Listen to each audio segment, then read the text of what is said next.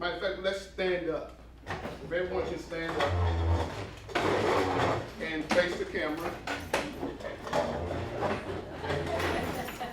So, I promised that we was gonna do it. So on the count of 3, we're gonna sing "Happy Birthday" to Mark. Boy. Paul just had a birthday too, so we're doing it for both of them. All right. All right. 1, 2, 3. Happy birthday to you. Happy birthday to you. Happy birthday, dear Mark and Paul. Happy birthday to you. Say "Go Cowboys" on there. That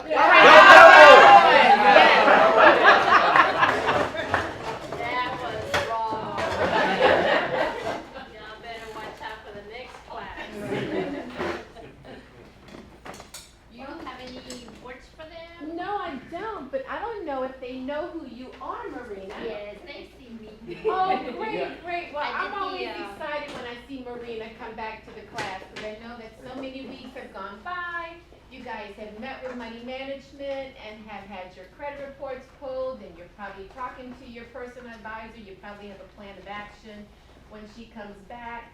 You know, usually she's going to be talking about the next steps and getting ready to pull the very last credit report, which we hope will show you some improvement. You know, when we follow the plan, when we set forth a plan, usually we can see the outcomes at the end, and it's we have seen significant jumps in credit scores and now getting down to business classes as a result of those who took advantage of the program and followed the plan. So I'm really excited and looking forward to seeing the results from this class. So Marina, thank you for being here. My And pleasure. I'm gonna turn it over.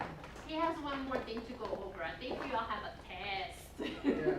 So, do you guys have anything that Mark requested, such as any kind of homework to turn in? Yes or no? No? Okay. Well, so what we're gonna do is, we're gonna do a in-class test, before Maria gets started. And, it will be graded and, I believe, given back or go over the answers or whatnot, the questions.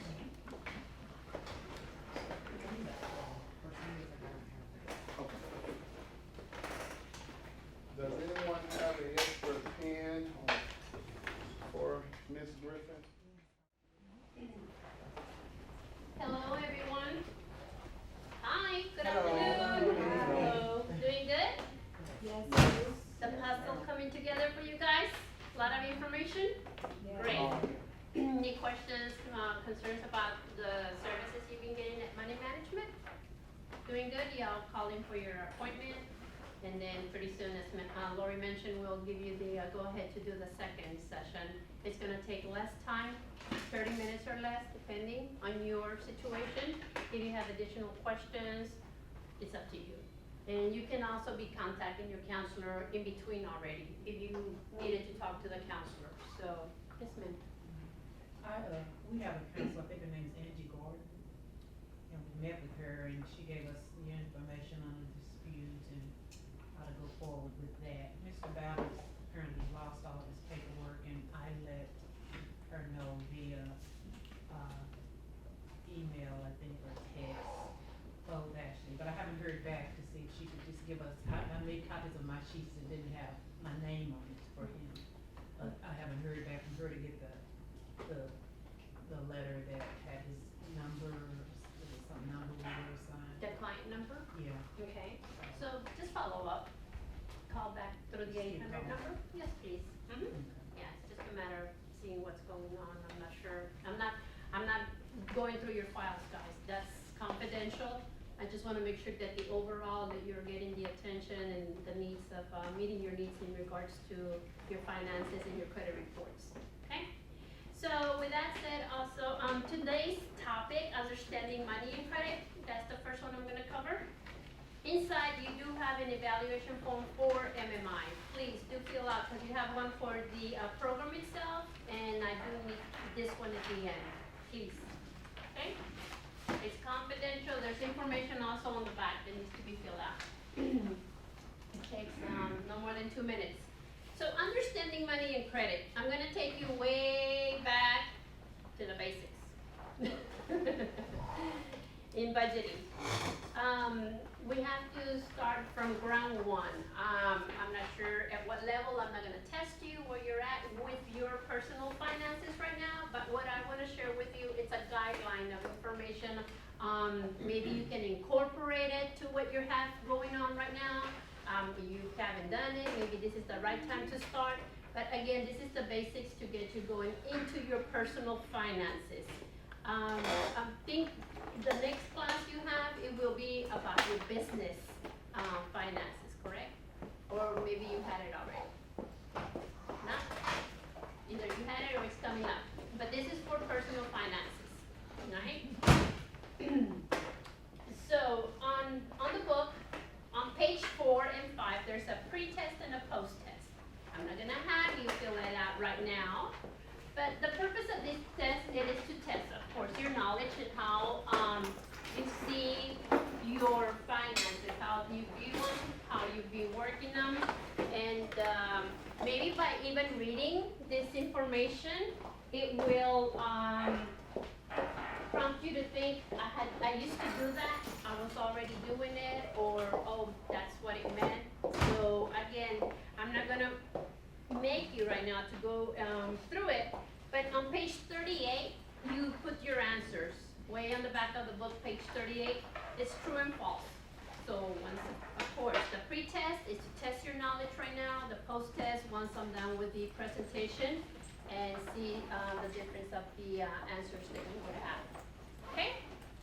But do work on it. Once you get home, it seems, again, once basics, but in basics, we found out, a lot of people are still confused what is gross income and what is net income. As basic as that. That's why it's in the book. So we wanna make sure that, we're starting from ground one in getting you on the right track for your finances. So I'm on page 6 of the book. On the very top it says, take control of your finances. My key word in that phrase is control. As of today, I want you to take control of your finances and not your finances controlling you. Got it? You see that? Up till today, I can bet you $1 I will be a rich woman by now, but I don't get paid by that, so. That, the finances are controlling us day to day, seriously. Most of us do a list on payday or throughout the week already that you're gonna pay the car, you're gonna pay your credit card, you're gonna pay the utility bill, and so on. You're preparing yourself. But early in the week, something happens, that emergency. And it could be a flat tire, the car broke down, any other little thing that you had not on that list. So what happens? We give priority to that emergency, and that list goes out the window. It does. So who's controlling who right there? Your emergency has controlled you, and then you let go of what you wanted to do on that Friday with your paycheck, and you just lost control.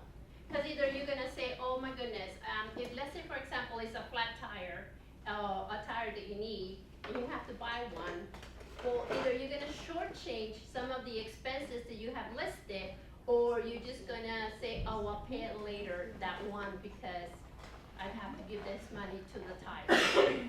So having control as of today, you have lost a lot of time, precious time and money, and you just keep going on the same rhythm. But with that, today, it's about changes. You gotta start making changes. Otherwise, you will continue with that rhythm, on that roller coaster, up and down, up and down. So by paying attention and looking what you're doing to your finances, that can, by planning, tracking, and preparing, it assists you to be, again, prepared for those emergencies. And that's what I'm gonna cover today. So on page 6, in the middle of it, it tells you 5 basic steps. The first one, assess your financial situation. We're all gonna set financial goals, create that budget, use credit wisely, and commit to a savings. All of this is gonna take some changes. And then also, you gotta be honest to yourself. I'm not coming behind you, no one else is coming behind you, thinking a wishful number in your head, but then in reality something else is going on. It's not gonna work for you guys. You have to be honest to yourself.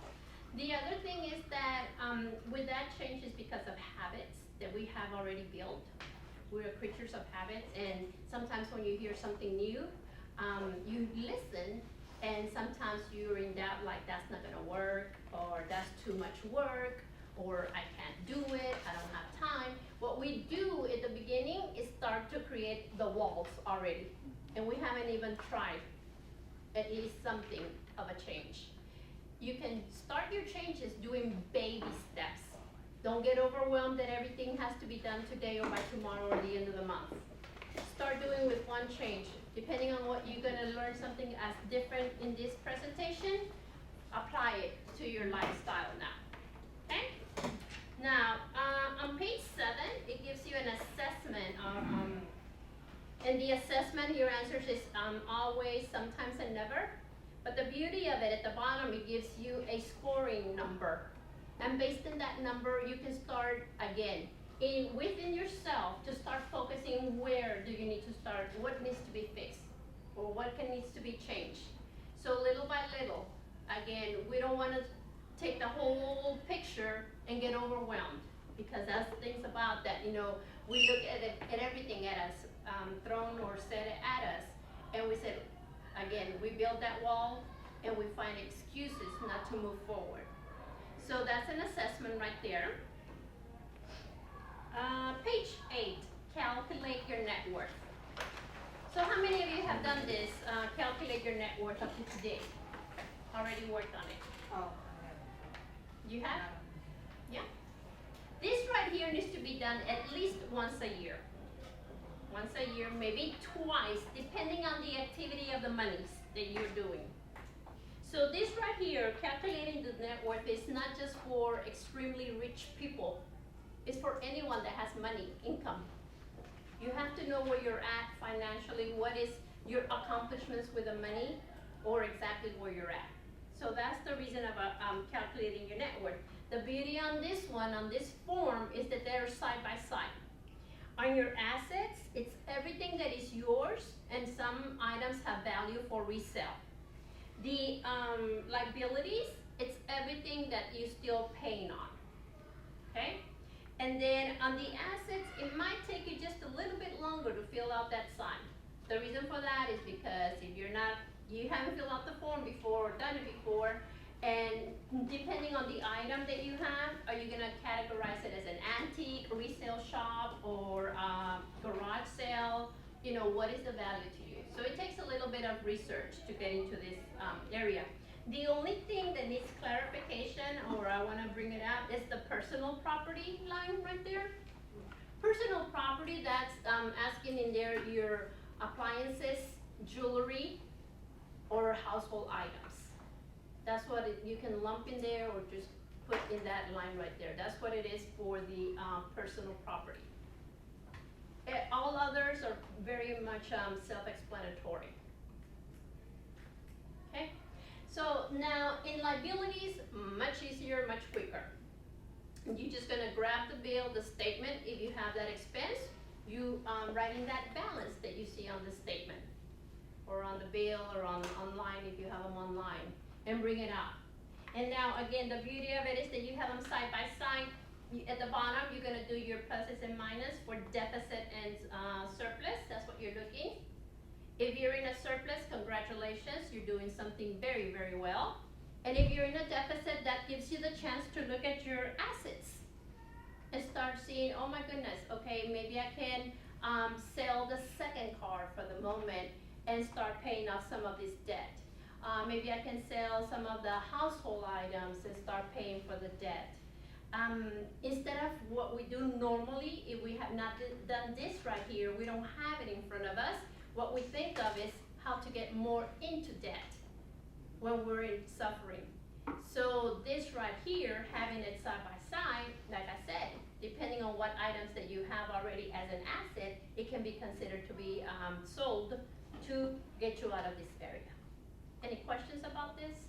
I do. You don't consider a second a part of your liabilities? I see it says mortgage principal only. You don't consider what? I like if they have a second. Yes, ma'am. Okay, cause it says principal only, so you do your mortgage and if you have a second. Yes, to be if you clear. have a second, if you have any, or something else, I'm sorry, that is not listed here, Right. just go ahead and add it, yes. Normally, again, this is some, as basics for most people, a lot of people don't have second mortgages. But if you do have any other type of debt or an asset that is not listed here, write it in. I mean, it's not gonna hurt it, yes. Any other questions? So on page 9, set financial goals. Have you guys been working financial goals already? Setting financial goals?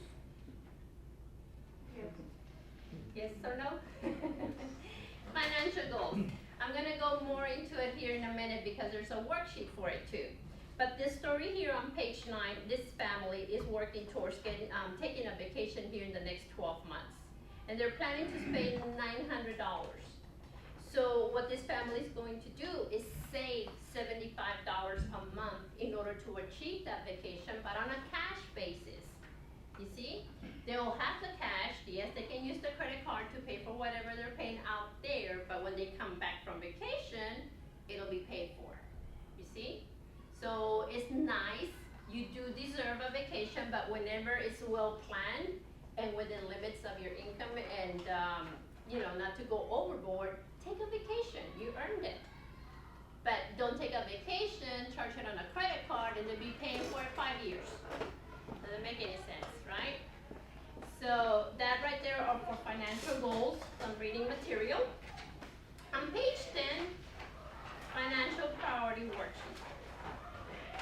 So this right here, it gives you a list of the needs and wants. And then so you can start also categorizing, again, the needs and wants. And there's also room at the bottom for more additional needs and wants that you are thinking of. And to start distinguishing them, again, needs and wants.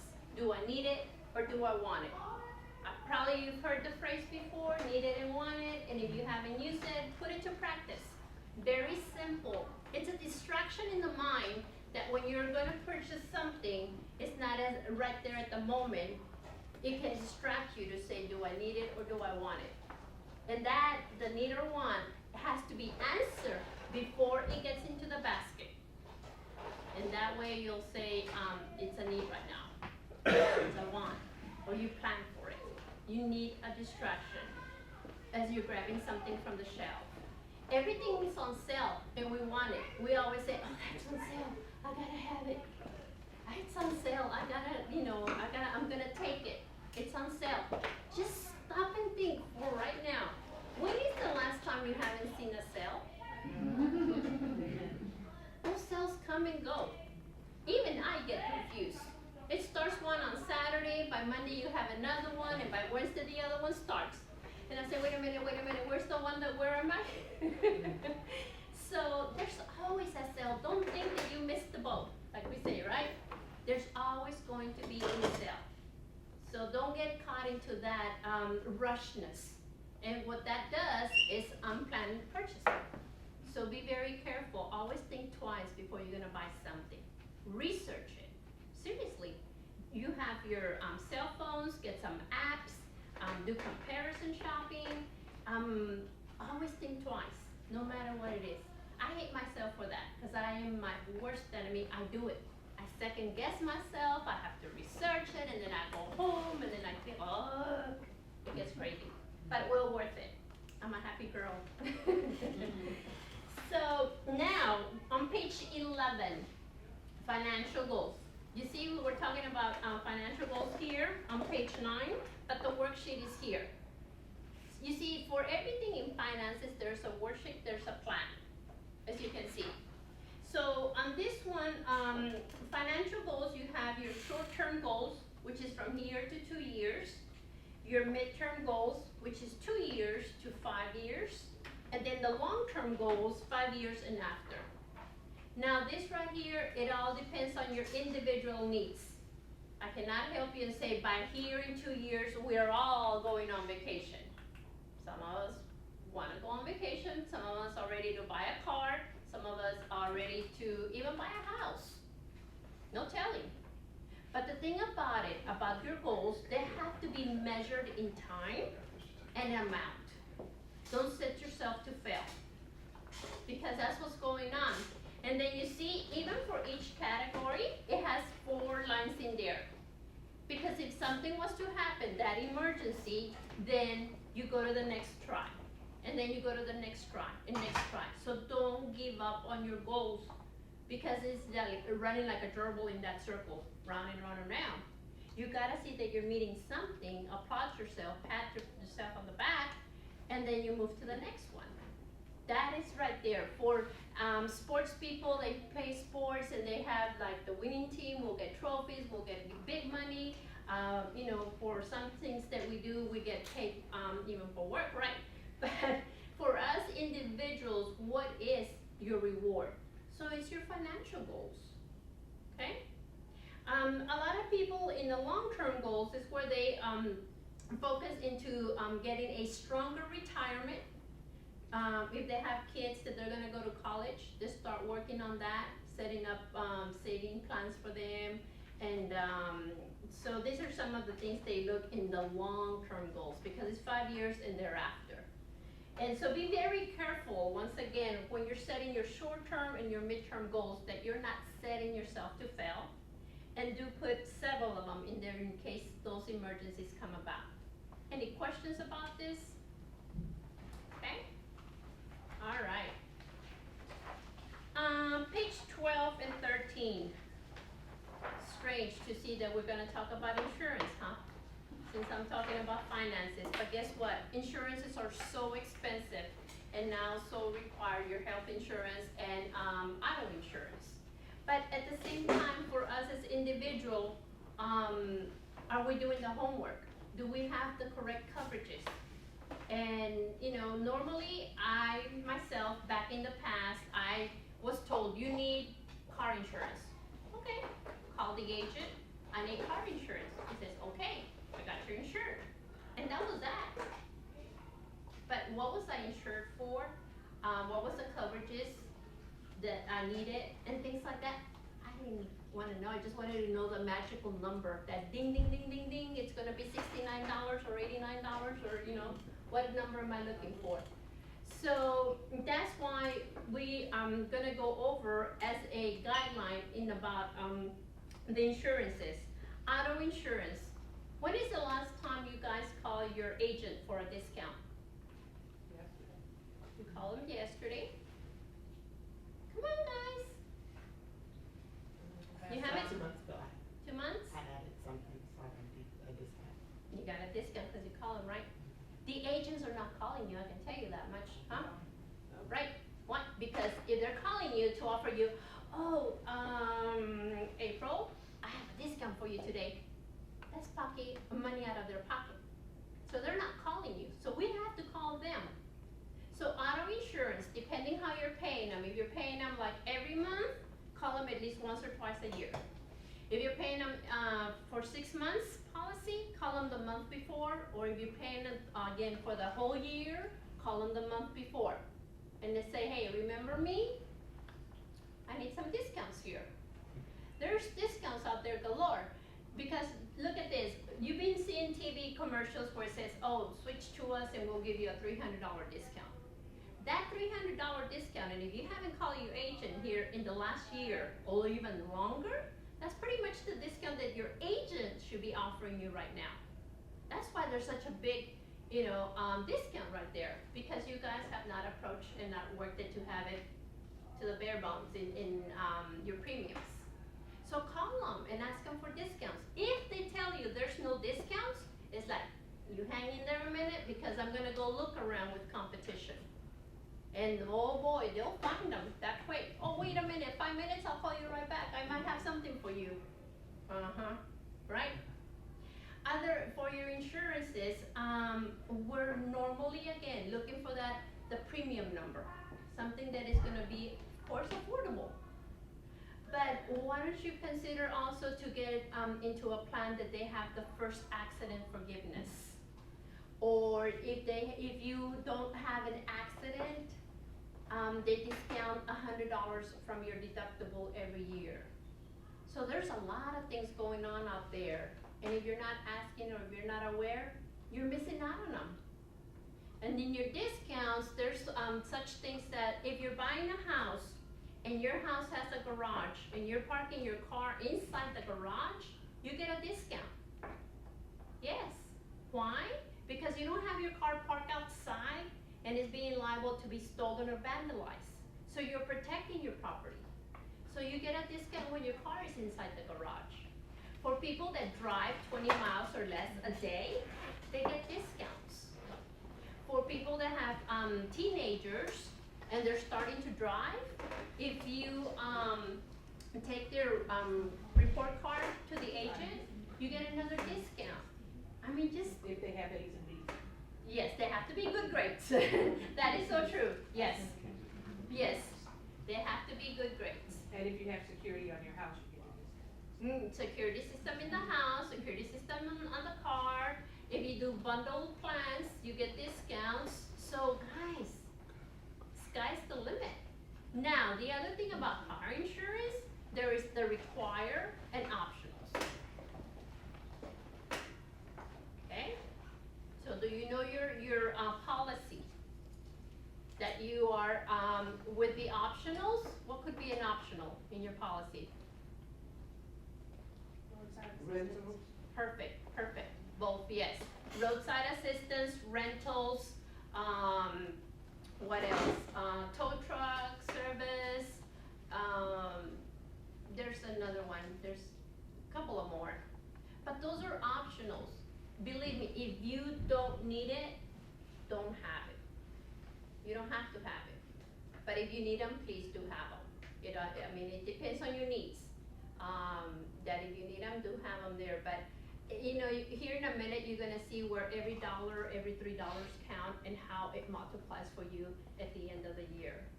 So that right there is the auto insurance that, you know, look into something that is very, very beneficial to you. Now, home insurance, it is your largest investment. And of course, you wanna have it well protected. But the other thing about the home insurance, sometimes we forget if you have the payment escrow through the bank. You said, I'm insured, and you let it go, and that's fine, you know, it's a peace of mind, yes. But you always have to check with your agent at least once a year to see if you're well covered, if there's no changes in your area, such as for flooding, or depending on the value of your house. If you bought this house 5 years ago at $80,000, and now your house is worth $120,000, and you haven't increased the coverage on that house, God forbid, if something was to happen to this house in between now, and you didn't increase it, then you are holding the bag of the difference that is not gonna cover for you. So check on it at least once a year. At least once a year for your home insurance. Right now, if you're making mortgage payments, it is required that you have the dwelling covered, that you're insured on the structure itself. Anything else, it is it's optional, but again, it depends in the area that you live in, the valuables that you have, if you wanna go ahead and insure everything else. And doing a bundle plan with the home insurance and car insurance, it's very reasonable most of the time, but you gotta do homework too, okay? Health insurance, this day and age, there's no reason for us to be without insurance. There's many programs out there, and then as of last year, the health reform service insurance that we have. There's discount clinics, there is payment plans, there's something out there. Please, if you're not insured, medically insured right now, start looking around. Don't wait that something emergency happens to you, and then you're facing whatever injuries that you have, and at the same time you're wondering, how am I gonna pay this? How am I gonna pay this? So be prepared as of right now. Don't leave it for the last minute. Life insurance, this one also, it depends on life insurance. Again, if you took this life insurance 5 years ago, 10 years ago, and you haven't revised it, does it still meet your needs? Now you might be married or you're divorced and things have changed. You might have children and the children need to go to college. So the life insurance that you bought or been paying for since the last 5 years, is that gonna be enough for your future now? It has to be revised. It has to. Now the amount of the life insurance, a lot of us got insured way back in the day with a little policy of $50,000, $60,000. And if we haven't done any changes as of today, how long is $60 gonna last you if something was to happen? You see? You gotta think about that. That $60,000, let's say for example, you are supplementing one income of the person that passes. Let's go with $40,000 a year. Income was $40,000. You have a policy of $60,000. So how long is that $60,000 gonna last you? Not even the year, because you're supplementing the $40,000 income. You have $10,000 between $8,000 and $10,000 for funeral arrangements, and another $10,000 to pay off bills, and then you're left with what on hand? So you have to think that when you're buying a life insurance, that the life insurance will cover at least 3 to 5 years. 3 to 5 years. And you're looking at a amount anywhere at 150,000, 250,000, $500,000, or even probably $1 million. And there are such policies out there. If you have term and variable, would it be wiser to get either one or both, or combine them, or is it better to go with like a term or variable? I think that's the question I'm asking. Good. I was gonna mention that there's so many plans out there for life insurances right now, and it can become confusing too. And the other thing that I want you to discuss it with your agent, because I don't want you to lose benefits if you're gonna be transferring from one to another. The ones that are much older policies those are very strict. So you might lose benefits if you do something without being well informed. So I want you, if you have an insurance right now and now it got you thinking to look into it, then discuss it with the agent and see what's gonna be the benefits or non-benefits of doing changes. And you were saying term or variable? I would, me personally, I don't know the whole policy, and just by the question, I will go term. Me. Okay? Any other questions? So that's life insurance right there, and then at the bottom, it gives you some walking guidance as to how to approach it, okay? All right, so now on page 14, 15, and 16, it's giving you instructions and letting you know that you are gonna start working with the worksheets. So the instructions are in there for you already, okay? And on page 18 and 19, this is one worksheet right here. 18 and 19 is one. And on the top, you see a number 1 through 31. This is a 1 month worksheet.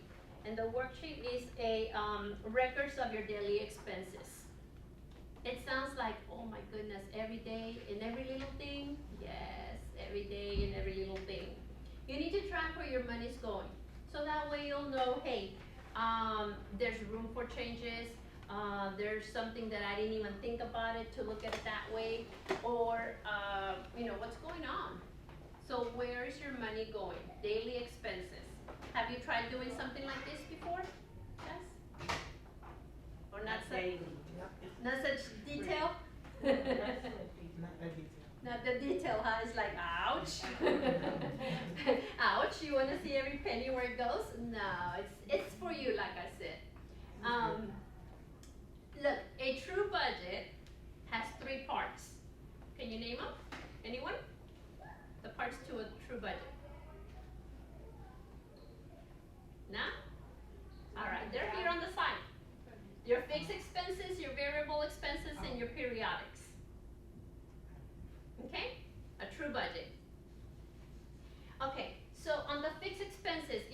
example of a fixed expense. Your mortgage. Perfect, Your card. card note. The word says it. Insurance. Amounts that don't change whatsoever during the month, payments that don't change. They're exactly to the penny. Variables, and Zulu, look at that list of it, right? So the next one is variables. Variables, they change daily, weekly, and throughout the month. Some, it's not the same up to the penny, so they change. But look at this, in the variable areas, how detailed it is. Why? Because you have to be fair to the expense. You have to. We're always saying, this money, this $100 is for groceries. But do you really know how much, and to the penny, you spend on detergent?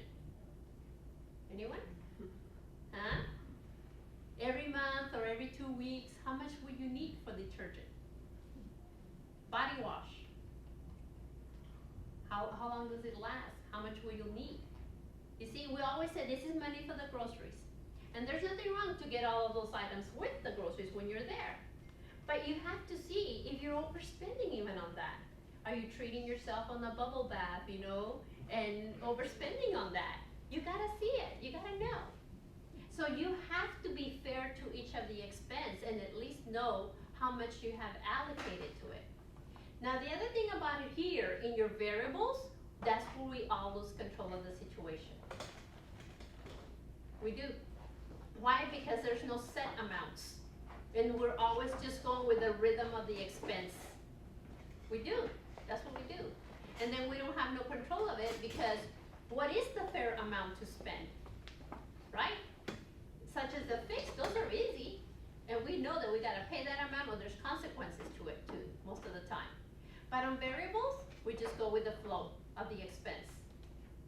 So right now is up to date. How I can assist you is by telling you that for these expenses, you start putting an allowance to the expense. You're gonna control it and see if you can stay within that guideline that you set. So that's what you're gonna start doing today in the variables to start having more control of it, and you can see exactly where you're going with that money. Now there's this list, very detailed, so a lot of them does happen throughout the month. And if not, there's more to be added depending on your lifestyle or what you're doing. What I can tell you here at the bottom, you can add the tollways. That's new, so that means if you're on the tollways. Church contributions, your tithings. That's monies given, contributions, donations, things like that. Add it to your list. Pet care. You know, some of these pets, they're like a little babies. We buy them special food, we take them to the vet, allergy medicine, the cute little sweater at winter. Yeah, and guess what? It's an expense. When your little puppies get sick and they take them to the vet, oh my God, I've heard some awful amounts. $500 taking them to the vet, $300. I don't even spend that much. On my next life, I wanna be a pet. They're better taken care of. So that pet care, it can run a couple of $100, easy. So let's see what else we have. Tollways, gym memberships, or your monthly or weekly payments that you do for gym. The You buy Starbucks. callers, they get you into. That's the whole deal. Yes, And I've never seen nothing like the Starbucks. it. I've never seen nothing like it. Oh my God, they're building the Starbucks just about in every corner now. I see them now in Houston. Yes, seriously. So, okay, Starbucks. What else, guys? And you just go ahead and add in there. You know what? Playing the lotto. Who's playing the lotto? Come on. the reason I'm really pushing to see is because take a picture. If you win, come and rescue me. That's a why. good point though, lotto and casino. People go to the casino. Exactly. Yes. And even if they say, oh, I'm only gonna spend $50, but that $50 came from where? Right. Right? So you have to account for that $50. Is it really affordable to even spend that $50 every time you go to the casino? yes, or buying the lotto tickets. So this right here, it is to show you where that money's going, and then to take a rope of it in regards that, hey, at least I have control, and I know the amounts for each expense. Now, in terms of credit cards and all that, do you document that? This is your living expenses at home, and then we're gonna tie in the credit cards in here. Oh no, we're not gonna leave it just like, you know, half an arm there. No, I'll give you all the information. Okay. Now guys, look at groceries. I'm gonna give you a quick example here with the food allowances. So on groceries, let's say for example, so you can see how quickly your money's getting away from you. On groceries, I'm gonna spend $400 a month. Groceries. I'm not including the bubble bath, and I'm not including gas in there. It's groceries. $400 a month. The next one is just meals on the job. When you're at work or you're running out there around, let's say that we're eating 2 meals out a week, 2. And for each outing, I am spending $10 for each meal. So that's 10, 20 in 1 week. But how many weeks in the month? 4. 20, 40, 60, 80. Added to my 400, that's 480, okay? Now, if you have children at school or yourselves that you have to have meals at school, work them in there, but I'm gonna skip it for now, Now, the other one is dinners out, meals out, evenings and weekends, okay? So, on Fridays, I don't cook because it's Fridays and it's payday and I have money. Saturdays, I don't cook because I'm running around errands, I don't have time to be in the kitchen. Sundays, I don't cook, it's church day, holy day, and the kitchen doesn't see me. And on Mondays, I don't cook because it was a stressful weekend. Okay? For each outing, I'm gonna spend $20, 20, 40, 60, 80. 1 weekend, how many weekends in the month? 4. So that'll be 320. So 320 plus the 480 that I have, it's $800 a month. I haven't heard myself saying, oh, you gotta have to put gas in the car, you gotta pay your cell phone. I haven't even think about that, because I'm having a good time eating out. So that's $800.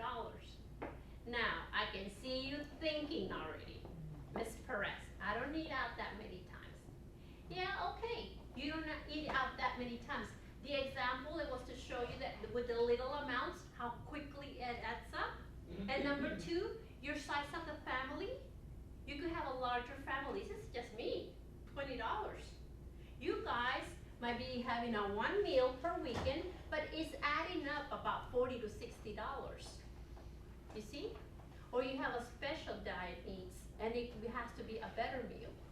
So it can be done even just 1 meal out in the week. So, I mean, don't set barriers to say, well, I'm not gonna listen or I'm not gonna take it into consideration because she's just eating out too much, you know? No, just put yourself in the position that, and do the math. And then you'll see the eye opener, how much. And that was just on the food. We haven't even touched the rest of the list. Okay? So any questions about this? This form right here has to be done at least 3 months to get a good average.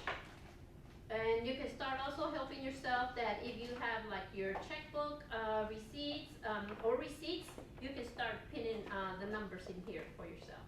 Any questions about working the form? I want you to let you know that it's easy enough, it's not time consuming, maybe yes, the very, very first time, but after that, it's a flow of things. You just incorporate it to your lifestyle. Okay?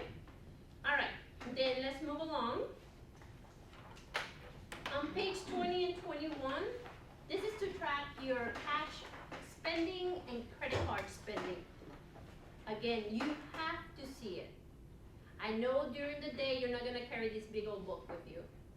So what you're gonna do, probably start getting into the habit of asking for receipts, or if you forget the receipt or they don't give you the receipt, then start carrying a little pad or piece of paper. And just write it down. 5 minutes before going to bed, you can just fill it out. That's how quickly it's gonna be.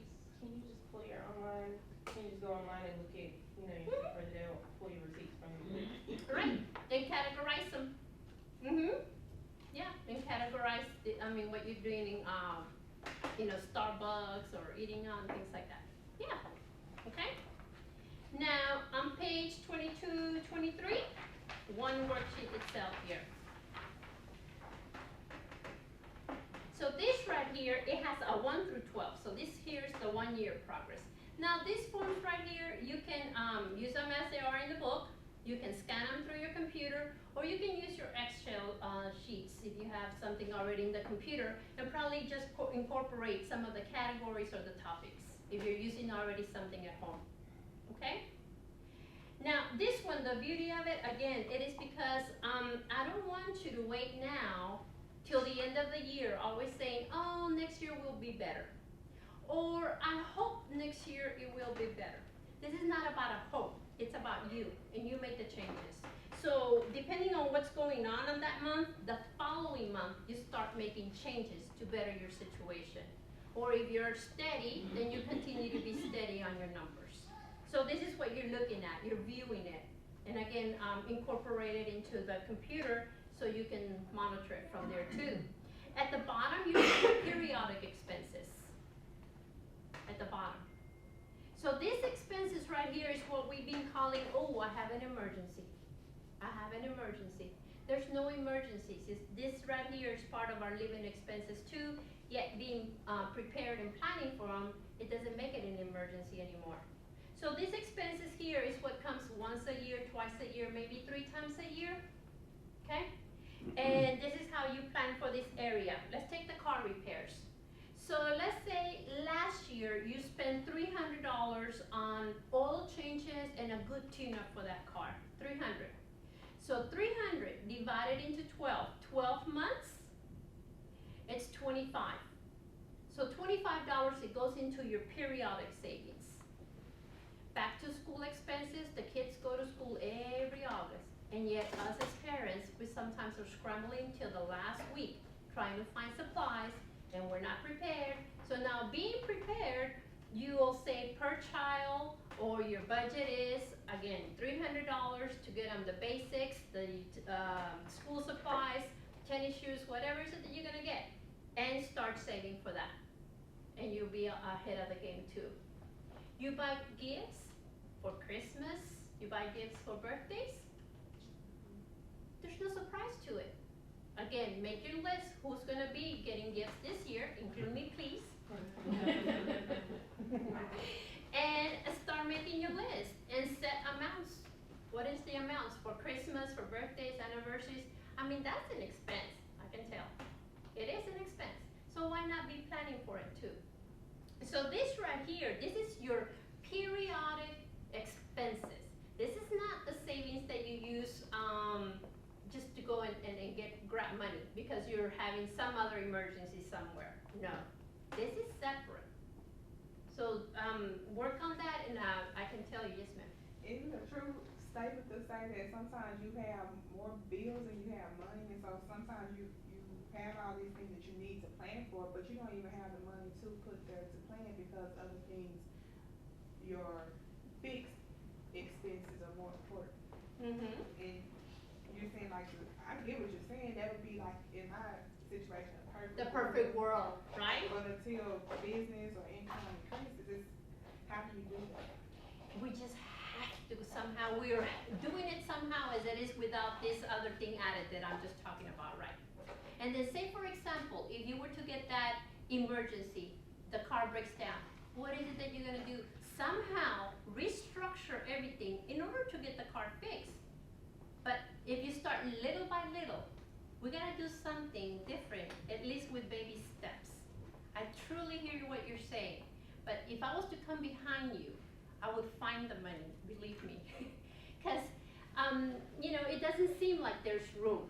I know, I was doing counseling on one-on-one, and everybody's, well, I don't have it. But going through the numbers so detailed like that, that's why it has to be categorized, set allowances, and make sure that you are having money for all those basic necessities, then something can go into savings too. I I know it seems impossible, but it is possible, and that's why I stand here. We just have to do, you know what the new word is? Sacrifice. We have to sacrifice somewhere else. We have to make changes. And right now, believe me, I can challenge you, and I'm challenging you right now to start saving $1 a day. $1 a day.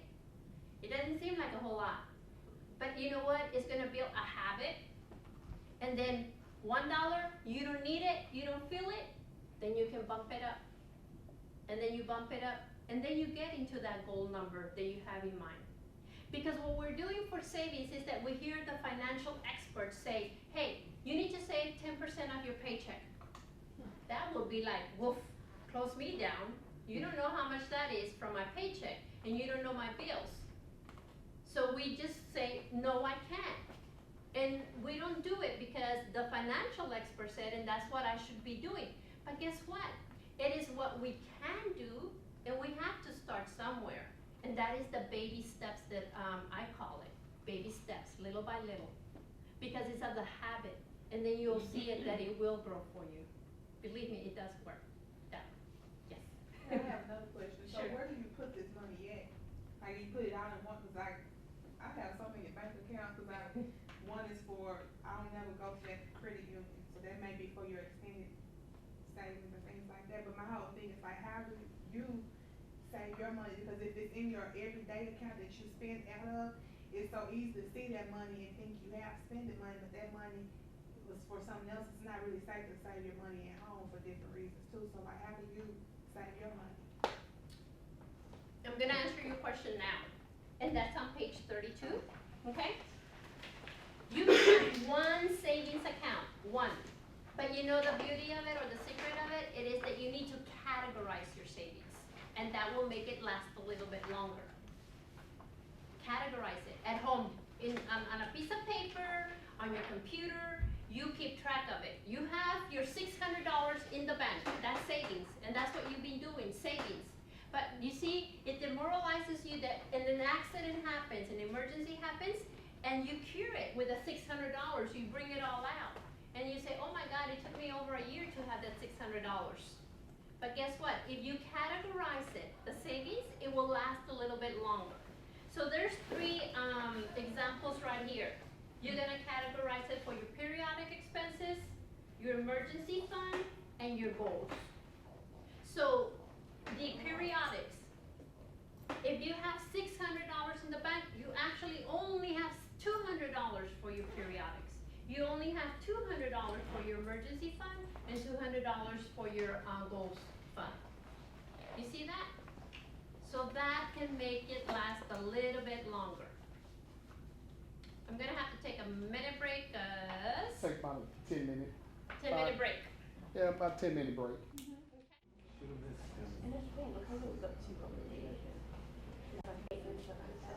So, into savings, I jumped into it because it was appropriate. Any questions about the savings part? You see, that's something motivating, and it helps seriously to categorize it. A lot of people say save. That word is so old and so overly used, right? But we need to learn how to save. Right. Is it suggesting having that money even though it's 3 categories in the same account? I'm sorry, what was the? You said even though it's 3 categories, are you suggesting still have it in the same account or different accounts? One account. One account. You have your savings in the bank. Yeah. No. And I think that's what she was talking about, because once it's in that account and when it's there, you spend it. Don't you Well, think? you wanna have 3 accounts? I have 2 and one doesn't have a card to it at all. You have to walk in and get the money, because if you don't have it, you won't spend it. Well, that's I understand. Seriously. Again, it's about the discipline. right, One account can do the same thing that what 3 is gonna do. right. What Until makes you think do that, you know, just because you have 3 is gonna be like really, really hard? You gotta get money out, you cannot take the money out, you know? It depends to you. I'm giving you some ideas, some suggestions, but the bottom line is to categorize it, and that will last a little bit longer. It doesn't mean that, you know, you will have to deplete that, because on the emergency fund, if you read it, what is it for, emergency fund? That's when there is no income, unemployment, reduction of income. So depending on the situation, you might be unemployed for 3 months or longer. Well, yes, all of that money has to come out. Believe me, it's not gonna always sit there 100%, but we have to play with our mind to make it believe that, hey, I do have money for tomorrow. It's not just gonna be a one-time emergency. I'm gonna take it all out and then, again, start from scratch for a whole year to put together $600. You see that? You had a question? So again, it is to categorize it. You might even want to put other categories in there. It's up to you. So all that money is just in that one account, but you know what each. You're hundred is keeping for. tracks You at can home. do that. You're keeping tracks at home on your computer or on a piece of paper. This is what I have for the periodics. This is how much. This is what the periodics are that I'm categorizing. So when I take $200 that I need for the tire, it comes from the periodics. When you're going on vacation, that's from your setting your financial goals. When you're running low on income because the job is not giving you plenty as before, that's when you get from your emergency fund. Got it? All right. Now let's go back to page 24, very important. Believe me, we have to track the income. We carry these numbers in our head every day, all the time. Well, this right here is to better prepare how are you gonna spend that income. Have you taken into account that you probably get gift money, that you have bonuses, that you have overtime, that somebody gives you money? For people that get paid every 2 weeks, you have 2 extra paychecks a year. What have you done with that money?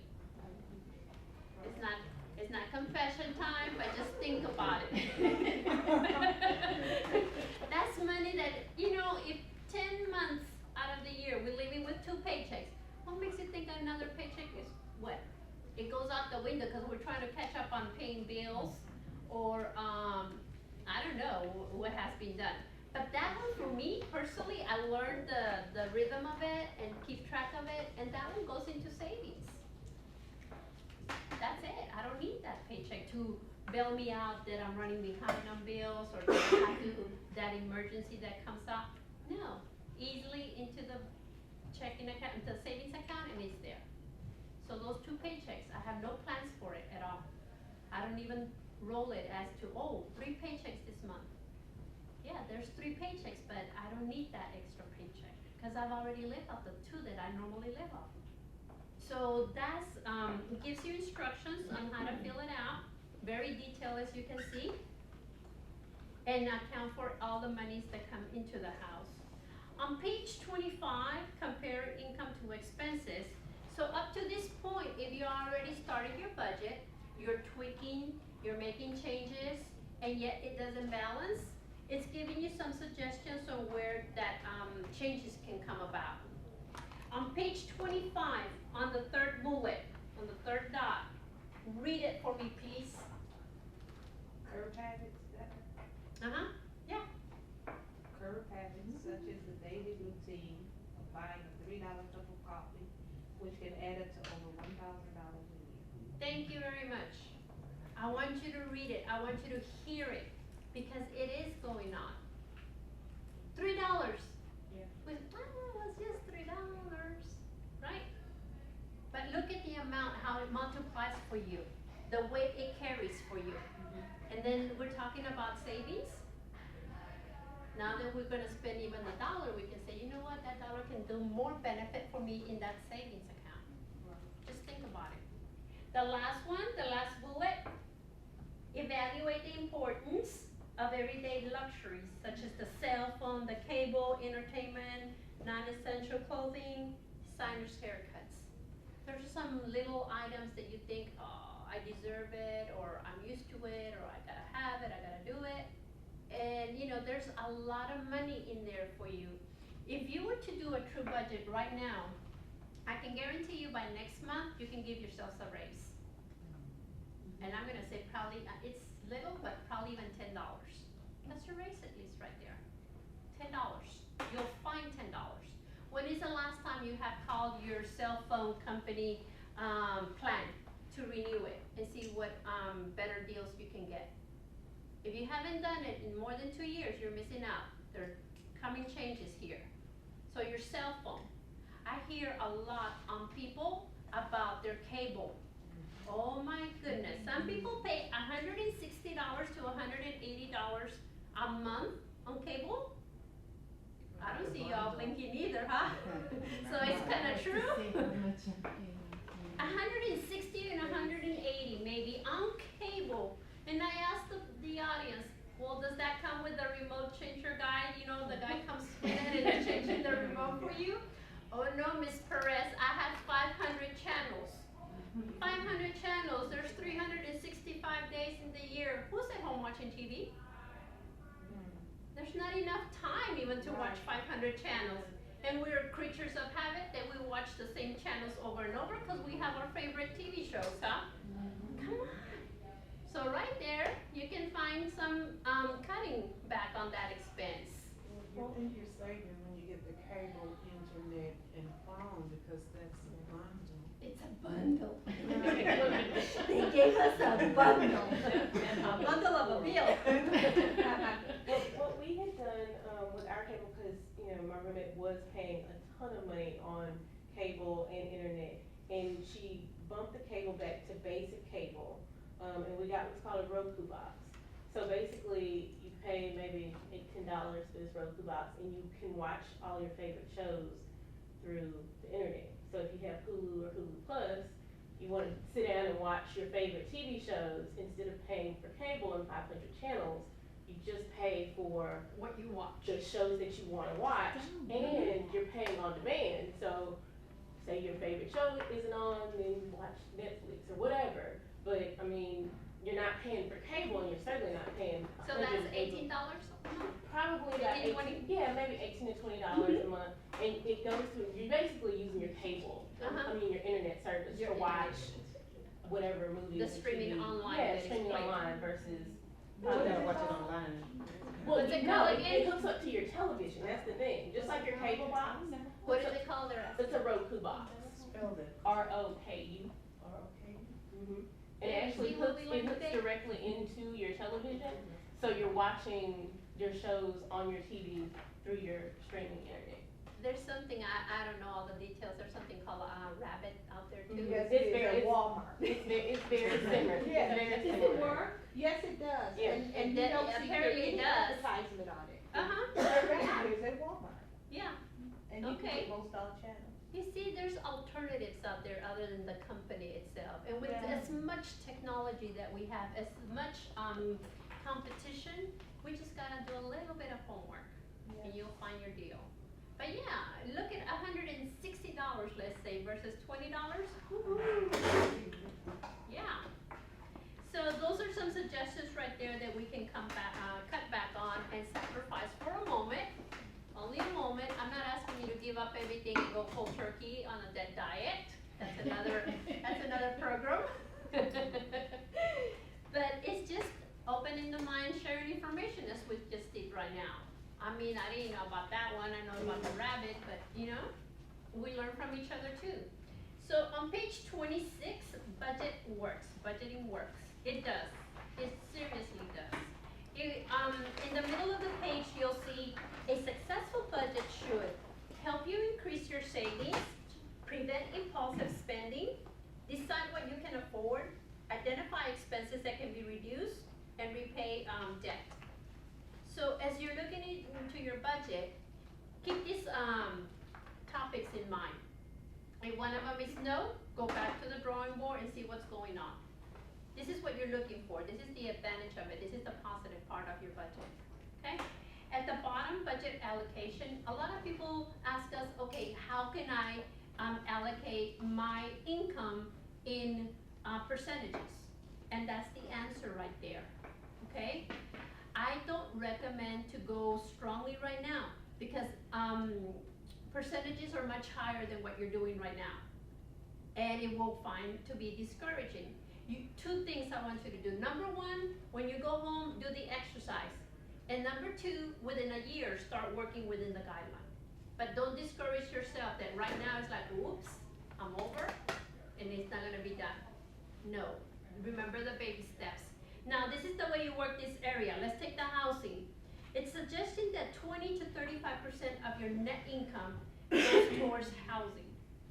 So this is how you arrive to this number. It's going to be the house payment divided by the income, and your calculator will show you a number. And that number will be within that suggested area right there.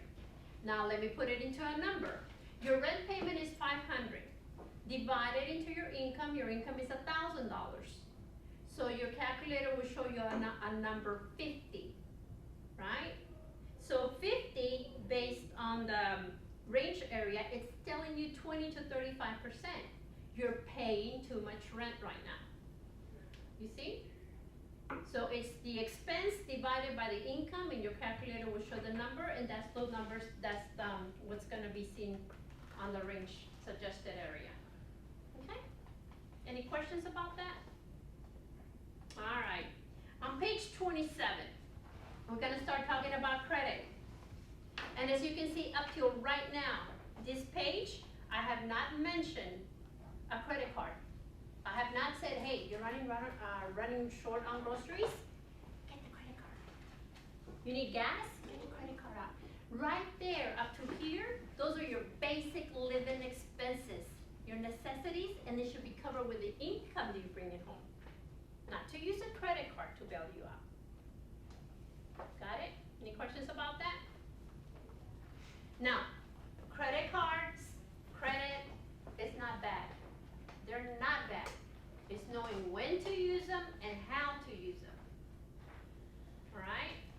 From here on, when you're gonna use a credit card, you gotta ask yourselves two questions. Number one, am I using the credit card as an extension of income? Or am I using the credit card to better my scores? Uh-huh. Yes. Because if you're using it as an extension of income, then you're going further into debt. And that's no good. You can't. I'm sorry? I said it worsened in your score. It could, yeah. Yes, it can. So, in page 27, another assessment. And the yes and no's, and yet in the bottom it has another scoring. And in the scoring, it tells you that depending on your numbers, that you are considered overspending, or you have it under control, or your margin. So it gives you a scoring at the bottom. And again, that's another guide as to if you're overspending, guess what? Start cutting back or see what's going on, right? If you're within guideline, then you're doing good. So it tells you, it guides you how to move to the next step. On page 28, using your credit wisely. So in the middle of the book, it has avoiding credit dilemmas. And let's go with 1, 2, 3. The fourth bullet from the bottom going up, the 4, 1, 2, 3, 4. Avoid borrowing money to cover basic expenses such as housing or food. That's what I just mentioned here right now. The next one, refrain from using credit to buy things that you do not really need. The next one, don't take on monthly payments that you can't afford. And don't borrow. That's what we're creating, further debt, depending on the situation. We have to look what's inside the house, what changes needs to be done, what can be sacrificed, discipline, and it's not gonna be the end of the world. It could be just for temporary. Or if it's gonna be for the long haul, probably even be better for you. You know, you'll be healthier, less stress, you'll have money in the bank, things will be different. So don't think this is a punishment. Don't think that this is something just to go crazy as to where's every penny going. But be conscious now as you are taking your wallet out. Where is that money going to be spent? You have the choice of where, when, how much, and what business you're going to give it to. You as an individual. And that's the beauty of it. See, so then on page 29, debt load worksheet. This right here, it is so you can list all of your credit card debt and get familiar who they are What are they charging you in interest every month, and what is the interest rate?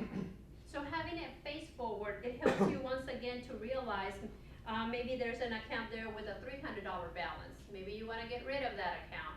Or maybe there's an account there, with a very high interest rate, 23%. It's like, that's eating your paycheck, really. It's going into interest. You're throwing money away. Cause remember the $3, just as you're buying something miscellaneous, $3? Well, imagine, add up how much you pay a month in interest for all of your credit cards. That's a big ouch. That's money thrown away. You're not having no benefit of that money whatsoever. So look at it that way. And as you can see, for every topic, for everything in your personal finances, there's a worksheet. You have to track it, you have to view it, and then you plan. And then you get ahead. So there's for the credit cards itself. It gives you the plan. Now on the next page, your debt to income ratio. That is so well often used too for credit purposes. They deny us or approve us based on the debt to income ratio. Well, as you can see, it's a very simple formula. The first one, it tells you what you're gonna need. The middle one, it gives you the actual example with the numbers. And the last one is your numbers. This right here, it's only on credit card debt. And again, the instructions are in here. And then it gives you also a scoring at the bottom. If you're in a relaxed area, a cautious area, or a danger area, depending on your number. Okay? But so you as business, going into business, get familiar with this formula right here. It's gonna be at you a lot of times, especially if you're gonna be applying for loans or if you're getting credit, you gotta be familiar with your situation. Page 32, commit to the savings. I discussed it earlier. Just read up through it, get familiar. And the last page, make the commitment. So communicate, cooperate, and control. Communicate with your spouses or your family, because you guys have learned a lot today right now here, and you're ready to go and conquer the world. But the people at home, they don't know what you've done today, and they're gonna be in shock if you start making drastic changes. So bring them in, let them know what's going on, share it with them, and start working on it little by little. I'm telling you, little by little. I didn't say, hey, by the end of the month, I wanna see drastic and I wanna see fruitful changes. It's gonna take time. But that's how we start, little by little. Your children, please talk to your children about finances. They know about it, they've seen us, they learn from us. On page 34, additional resources. Page 35, it's nothing that I am supposed to give you personally. If you wanna be all condensed into one book, you have all this information at a grab. So if you wanna fill that in there, it's your decision. And with that, I am done with the topic. Do you have any questions for me? Can you get a copy of like these sheets off of your website? We can't print this. Or if you can scan it also. You can scan it or you can go through our website. Yes, we have educational forms on there, on our website. Any other question? Can I just add that, I've been working with Marina for many, many years, and I remember, probably right after Hurricane Katrina and I got to Houston, I needed those sheets bad, and they work. It takes a lot of discipline, you know, to do it, because, you know, it does mean documenting everything, it does mean, you know, setting up the accounts and following it, and often, you know, you can get, you know, taken off course either through your colleagues, or your friends, or people. There's always something going on, but I have to tell you, it works. And I don't know, many people have different ways of tracking. Even my daughters are using it now, and they have separate accounts. I think somebody asked about savings accounts, you know. I'm one of those people, I can't have all my money in one account. Every account is labeled, and I have multiple savings accounts, and they're labeled, and my daughters do that now too. So one wants to buy a car, she's got a car savings account that she puts money in, and vice versa. So You know, if I can just add that, you know, this information to me was really the key for turning the page. And, I know it's a lot of work, everybody's gonna have their way of doing it, but, you know, if this helps in any way, I want to encourage you to take advantage of it. And I will add that through the money management counselors, they can help you. You know, if you get stuck along the way, that's when you pick up the phone and you call one of them to help walk you through the process to kind of help get you on track. So, thanks Marina for bringing all of that, and I just wanted to reiterate that you guys have this as a resource, take advantage of it. Right. It's not just, you know, you're in a program with valuable, presenters, giving you a lot of information. It's not that we're picking on you, it's that, you know, it's needed, especially money. Gosh, money comes and goes so quickly.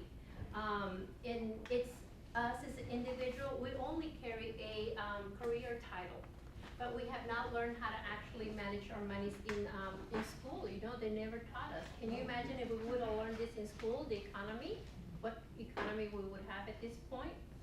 So it's not just about you guys. We, at Money Management, we touch lives at all levels everywhere. We are the official credit counseling agency to the NFL. And they make a lot of money. To the Think NFL. about it. Wow, you know? And for me, as Lori knows, I go all over. Where I'm invited, there I am. I go to schools, universities, prisons. Yeah. You know, I want to teach, I want to, you know, people to know that it can be done. And this is basic as it sounds, but that's why it's basic. I don't want it to be complicated that I come here and throw at you percentages. And do this 30% over there, and do 20% over here, and you know, no, basic things so you can make it grow and continue to grow, okay? So with that said, let's go into the income. When income decreases but the bills don't. This is another topic. This is another thing that it has to be learned. So you guys going into your businesses, there's gonna be a roller coaster. And normally for the first year, it'll be a roller coaster. And normally what we do, what happens when we're faced with in a financial devastation, we panic and we blank out. And what do? We make decisions that are not appropriate because somebody else is guiding us. Somebody else is telling us something too good to be true, and we have to jump on it right there and then. You see?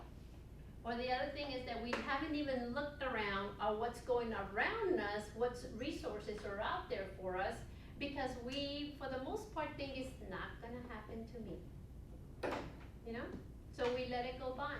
So this right here is gonna assist you to get organized and what to look for in such a situation. So on page 2, assess your situation. You're gonna start with determine your income. Based on if it's reduced, did you get laid off and they gave you a pension and what's it called, severance pay? Or if you're gonna have unemployment, what is your income now? Based on the situation. Number 2, you're gonna calculate your current expenses, the fixed expenses and the variable expenses. You have to revise. Your budget is not gonna be a one thing right now. That you've learned today, you've done a budget, or you're gonna go tomorrow and work on your budget and that's that, you put it aside. No, your budget is always have to be reviewed. It depends on you individually. Once a month, every 3 months, twice a year, once a year, it's up to you. It does not set on stone those numbers that you've written because changes happen and you have to change the numbers in the budget. So it's all up to you how you're gonna, when you have to change your numbers. So go back always to your budget. So the reason for here in this situation that you have to review the fixed expenses and the variables is because probably you're gonna have to come to the bare bones of the situation. You have to. But if you don't know what's actually going inside your house, then you just think it can be done. I can't do it. That's the normal reaction. The next one, calculate your current periodic expenses. At this point, depending on the situation, once again, you may have to stop altogether doing a savings plan because you're actually from savings now. So again, it depends. But depending on you, depending how that savings is and what's going on, what's the reason of reduction or change of income, this is the setup to get you started. Now, page 3, analyze available resources. Normally what we'll do is probably start using the credit cards or start borrowing from family. And what are we doing? Going into further debt. So analyze your situation that if you're still working and there's a way that you can borrow from your 401, is there a cash advance you can take? Maybe that's a solution. But also talk to HR and see what, if anything is gonna hurt you or what's the positive and things like that. So that's one area you can look into. Take a good look around you. Inside your house, you have treasures. Believe me. A lot of people don't like to say, oh, I'm not gonna put a garage sale because all they wanna do is give me $1 or 25 cents. But tell you what, that's $1.25. You have more in your hand that you wouldn't have even if you put that item out there for sale. So don't think like that, please. Stay positive at all times. I know it's very hard, but I've been through it in many levels. So, but we come up ahead. What we're trying is not to hurt more or to get into further debt or be chaotic that you are facing foreclosure, repossession, your credit goes out the window. That is craziness. I've been on that one too. And you cannot bail yourself out quickly because if you're not being prepared. So look at what you have inside the house. Once again, at the assets, like I mentioned earlier. If you know what you have, it's like, oh, you know what, there's, I don't know, a vase sitting there that I really don't need, I could probably sell it. So look at that in a positive way. Seek temporary employment. It could be a possibility depending on what the situation is. Consider all existing resources, such as your life insurance, if it has a cash value to it. If you can get from your life insurance a loan off of it, look into all of these other things that you, again, maybe not thinking because we're in a panic at that time. So just read through the book because it's going to prepare you for that day if it was to happen. And seek assistance. That's another thing. I can only imagine, the pride and embarrassment. And you think, oh my God, look how old I am. I'm talking from personal experience. That's saying, look how old I am, look what I've done. And then you feel like a failure that you don't even reach out to resources out there because they're gonna know that I went for food stamps. Or they're gonna know that I'm getting housing assistance. You know what? I'd rather get the housing assistance than being under the bridge. Pride is like, things can only get better after that. So look around, depending on your situation. If you're buying a house right now, do you know what plans your mortgage company can offer you? If you're making payments on a car, do you know what kind of plans they can offer you too? Prepare yourself in that situation. Start asking. It's like you can call customer service and ask them. And that way you'll know, be prepared, and don't let the time just go by either, because the more you just stay quiet inside your house, the less of options you have to work out with out there for you. So at the beginning, when you know something is coming up, start calling people. This is about to happen, what can we do? Or I'm just letting you know, I'll be in touch again with you by the end of the month or 2 weeks. Be vocal about it, don't hold back, and share the information. Any questions about that? Okay, page 4, set priorities. You see, we lose sight of the priorities too. Many times when I was doing the financial coaching myself, I would hear people that they're paying their credit cards first. And they wouldn't pay the mortgage. Seriously, I'm telling you because I've heard it. And I'm thinking, okay, you think the credit card people are gonna put you in a hotel room or in a rental home if you lose your house? So they lose track. They think, oh, I'm trying to save my credit because it was so hard to get credit. I deeply understand. Everything is important, but you gotta prioritize for yourselves.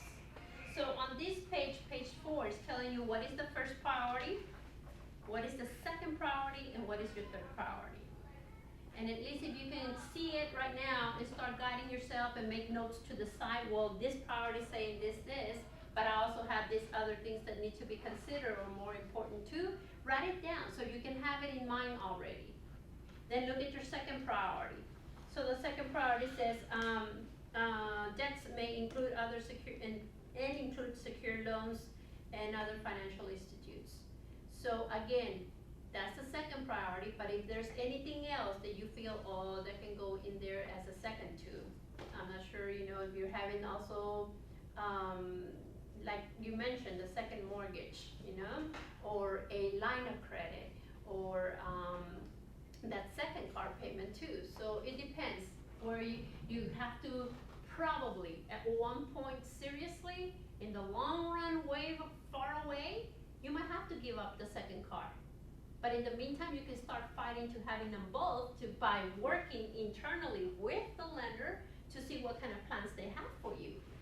And if your situation doesn't get better within the time frame, why would you be holding on to something that you really can't afford and just making it worse for yourself? But you see, you gotta write it down, make that plan, set the priorities, and then you start making your decisions, right? Page 5, create the plan. So with this plan, there's that word, change. change. So, creating the plan, this page is making you aware of predatory lending. As I mentioned to you, right now you are very confused, you close your mind, you just want to be helped and to be fixed. And when people are talking at you real fast, like, okay, you nod your head, okay, yes, I'll do it. But you gotta be aware of predatory lending. Those are the people that promise you everything to be fixed by tomorrow, make it better, it didn't hurt you, and pay me so much. There's no such quick fix out there. If there was, I would have shared it with you right now, giving you the formula. There's no such thing. It's just little by little working at the things that is coming at you to tackle them down.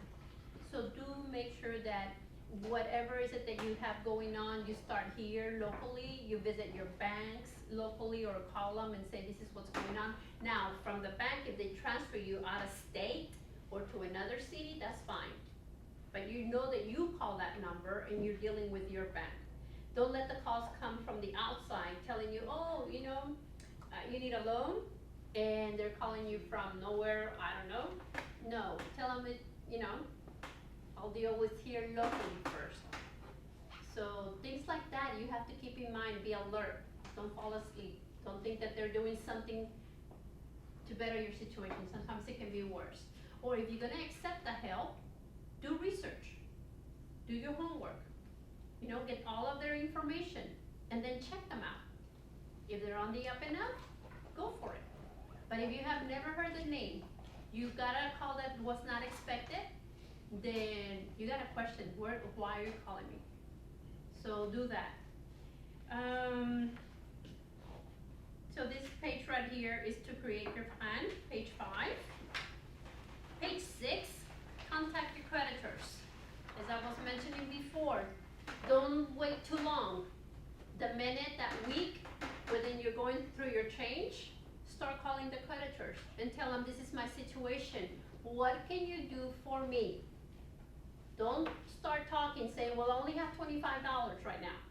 No, they might go in for the $10 that time, you would have never known. Or, please, do never start a sentence with, I don't have any money, what can you do for me? Don't, because you shut the door right there. You have. It's like you're calling me to work out your mortgage arrangement and you don't have any money. What can I do for you if you don't have any money? So don't do that, I always say I'm facing reduction of income, or yes, I'm gonna be unemployed, but I'm gonna have unemployment benefits or I have a savings, don't shut the door on yourselves saying that you have no money, because that will shut down the lender. It will say, well, if you don't have even to buy groceries or $20, what are we talking about? about here. There's nothing I can do for you. Okay, so just remember that. So when you're calling these creditors, again, be honest to them. If they're telling you an arrangement right there and then, and it's not workable for you, be honest and say it's not gonna work. Because if you take something from them and you default it, then when you go back to them, they're not gonna work with you as easily. Because it's like you broke your promise. So tell them, I'm not ready for that right now. Is there anything else that you can do? Talk about it. They cannot bite you over the phone. They don't.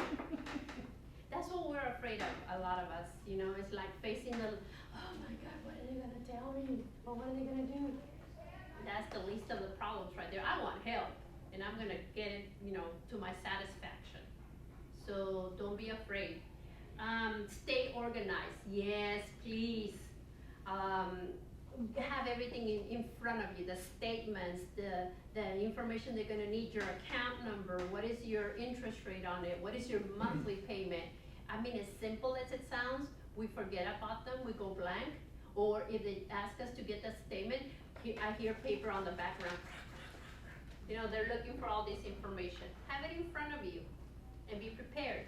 All of this information should all be already organized somewhere for you, so at a grab, you're ready to go. So be organized.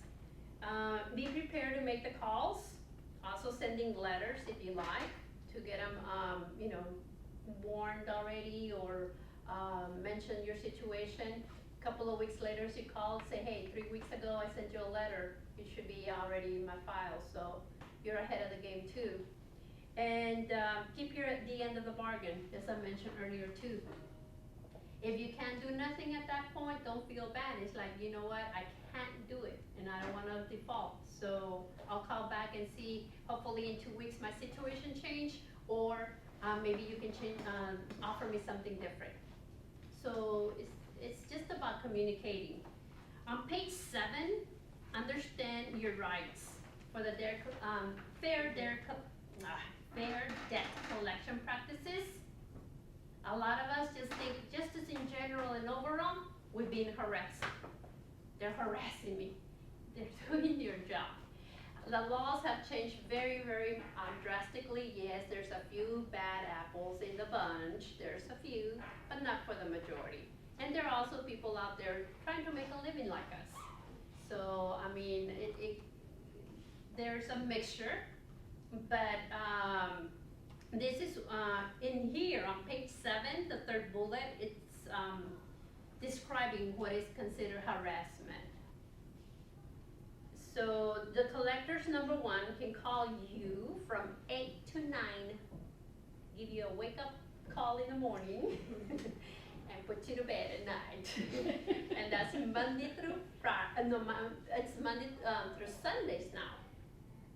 They can do it. They can do it. Now, can they contact you at work? No, they can't. No. They have your phone numbers. Tell them, hey, I get home at 6. We can call and we can talk at 6 at home. Here, I'm not allowed at work. And can collectors contact my family or friends? The reason they're contacting your family or friends is because when you fill out the application, they ask you for 4 or 3 referrals. And you pretty much put your friends or the family in there. So when things are going wrong in your account and they have not talked to you, especially can't talk to you or can't find you, they'll go and use the contacts of the friends and family that you have listed. But yet, that doesn't mean that they have to give them all your information. They just have to ask, do you know where so-and-so is? Do you have a phone number or the address? That's it. Nothing else. Not to say, oh, well, they have an account with me. They're past due $500. I haven't heard from them 3 months. None of that. Just where is this person? That's it. Okay? And then, yes, you can also get a collector to stop calling you and contacting you. And right there on page 7, it tells you the cease and desist letter. When things are so very overwhelming and you can't get anywhere in regards to the agreement of that payment on the account, you can ask a collector to stop calling you because we're not getting anywhere. Don't contact me. The only contact, at least that you want, at least it will be by mail. tell them, you know what, just keep sending me the statement. So you're not refusing contact, that way that, you know, when things get better for you, at least you know where your account is at and what status it is, the account. So, don't cut the cord completely. Just tell them to keep sending you statements on the account, and you'll review them. Any questions about this? Have you guys not, faced anything like this, collections and accounts and collections? Okay. So now here on page 8, more information about dealing with creditors. Your utility companies, they can be called too. Ask them, you know, for discounts, other plans. Right now, thank goodness, we have a lot of competition with electricity that, not to leave the old bill just sitting there, but start looking for cheaper services. Your cell phones too, the same thing. Get those bundles if it helps, or start cutting back.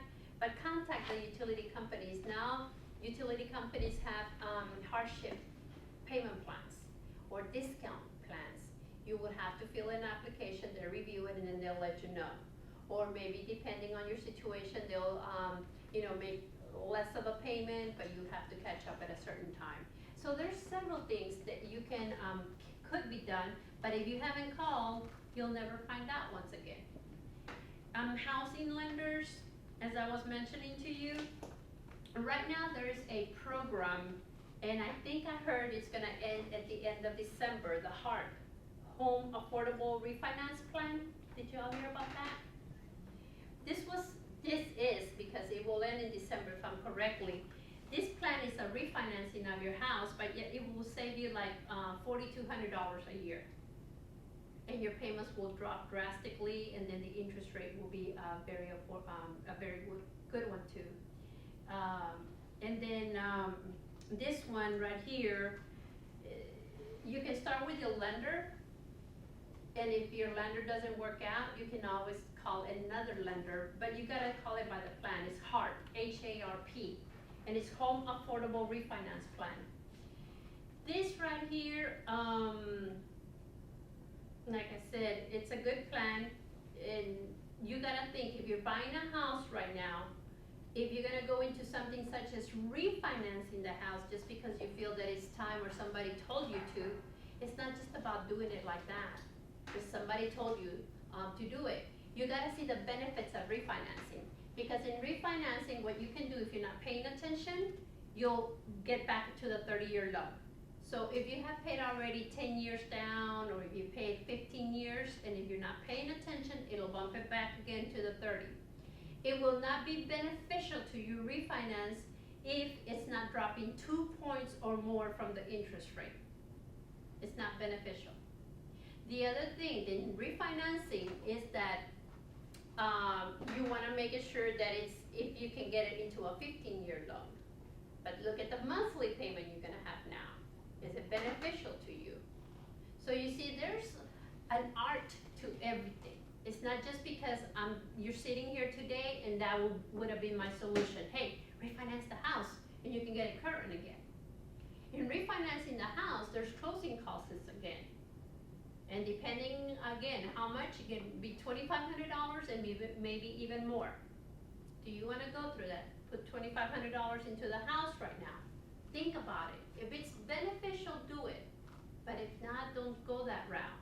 Look into other hardship payment plans that they could have with your mortgage company. Okay? So those are the things about refinancing your home right now.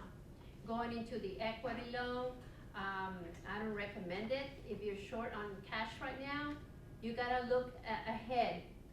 That not making the, risking your home to get you out of unsecured debt, that's not the answer. It's not, okay? On page 9, car and vehicles, as I mentioned before, there's several plans that a lender can do to keep your car current or try to keep it current. You can have, some lenders let you pay the interest rate this month, and some of them will throw that payment until the end of the loan, or depending how many years you have with the car already, they might offer you to refinance the loan too for a car. But again, take it easy, study it, the numbers, and make sure that it's beneficial and it's not something as crazy.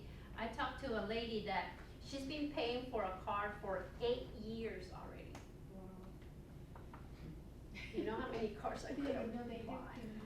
She just, they keep renewing her, and it's like, poor lady, my God, somebody give her a break, let her go.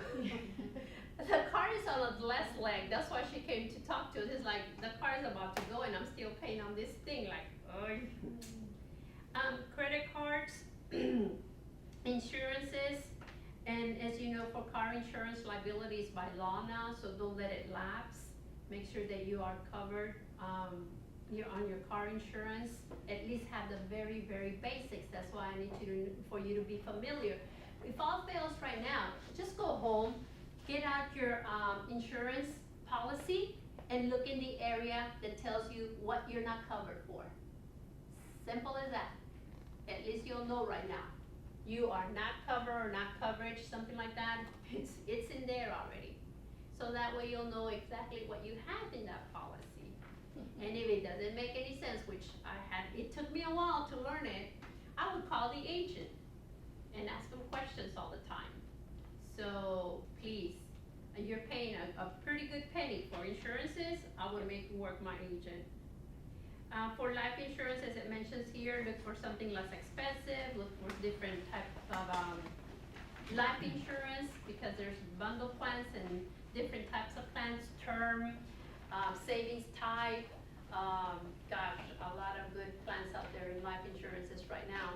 And then the other thing, depending on your situation, a lot of people get confused that they need to have a life insurance for burial purposes. No. There is burial and there is life. So if you need just to do one or the other, know the difference of it, speak with the agent, and they'll guide you also on that. A lot of people are getting confused. They think they have to buy life insurance in order to have a burial. And in the burial, you can go to a funeral home and you buy kind of like a life insurance type, and you'll be paying it. And that'll cover your burial expenses. Page 10, it's a summary of all the information that was discussed in the book. At least, if all fails, at least please right now get familiar with this area right here so you can prepare yourselves. And once again, this is, as you can see, in basics, not to cause confusion, just to get you into a plan. But if you start looking at the book, it'll open to other ideas that, depending on your life situation style, that you might want to add, subtract, or just be more prepared as something comes at you. You're not like, it's painful, it's scared, and then for some, all people become experts at you. They're throwing things at you. You should do this, you should do that. And then you get confused. So write it down, keep it focused, and it'll work for you. Any questions or comments? Well, with that, I thank you for your time and participation, and good luck to you.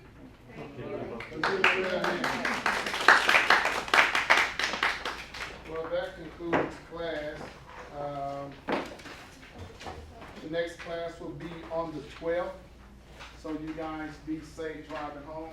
I passed out the